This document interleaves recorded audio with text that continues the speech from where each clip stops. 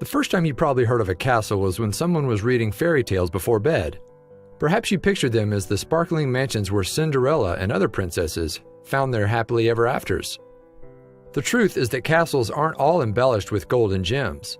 In reality, when castles were erected in the medieval era, they served a very specific purpose: to defend and protect the people behind their walls.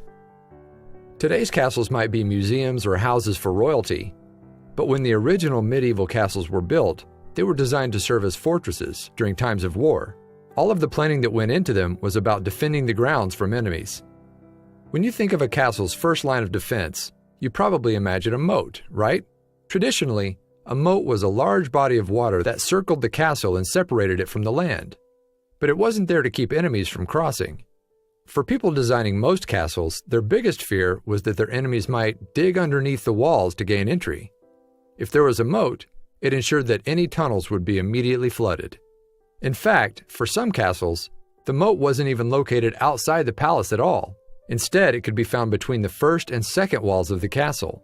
That way, anyone digging a tunnel would get a truly unpleasant surprise.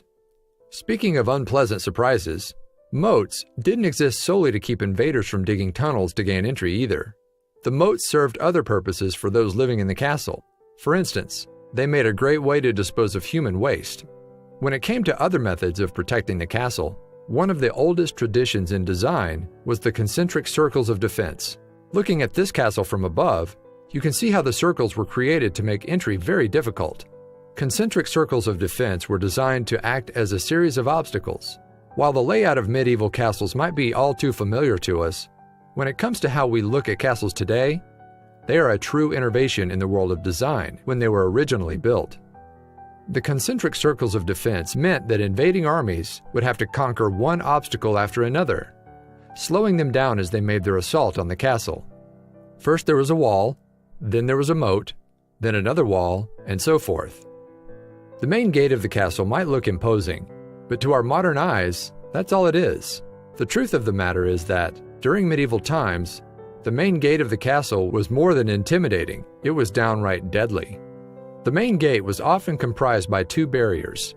If invaders made it past the first entryway, they could become trapped between the first and the second gate by the castle's inhabitants.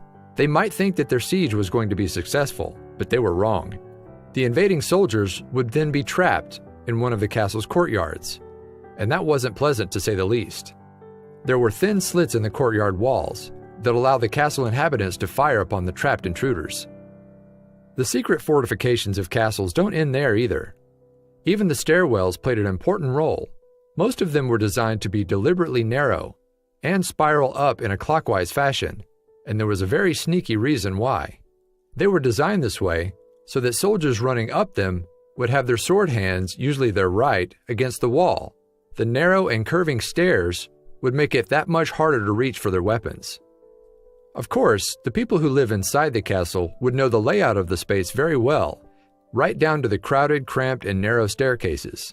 This gave them the ultimate advantage should the intruders breach the walls. Secret passages were a critical part of the design of any and every castle that was built.